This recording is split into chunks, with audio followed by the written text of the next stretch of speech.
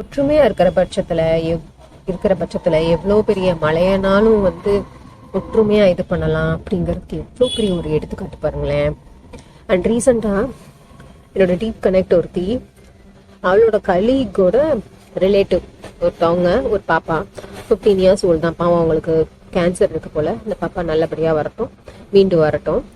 அந்த டார்லிங்க வீட்டில் வச்சு பாத்துக்கிறாங்க. என்னோட கனெக்டோட கலீக் வேற லெவல், சான்ஸே இல்லை.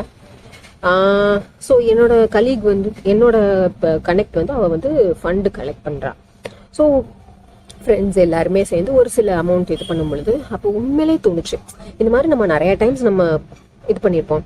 பட் திஸ் டைம் ஒரு ஸ்பார்க் வந்துச்சு. ஒரு நல்ல விஷயம் பண்ணணும், இல்லை ஒரு மாற்றம் பண்ணணும் அப்படின்னா அந்த மைண்டெல்லாம் கலெக்டிவா ஜாயின் ஆகும்போது, அது சேரும்போது, கூட்டா ஒரு விஷயத்தை நோக்கி பயணிக்கும் போது அது எவ்வளோ பெரிய ஒரு அந்த ஒரு ஹோப் தானே அந்த பேரண்ட்டுக்கு. எப்பா எனக்கு யாருன்னே தெரியாதுப்பா, கொடுத்தவங்க எல்லாம் எங்களுக்கு என்ன சொல்றதுன்னு தெரிலப்பா. அந்த பாப்பாவோட எக்ஸிஸ்டன்ஸே ஒரு கொஸ்டின் மார்க்ல இருக்கு. கேன்சர்னா நமக்கு தெரியும் அதோட வீரியம் எவ்வளோ அப்படின்னு சொல்லிட்டு. அப்ப அப்படி இருக்கிற பட்சத்துல ஒரு பீஸ் ஆஃப் ஹோப்பா கலெக்டிவா இருக்க முடியுது.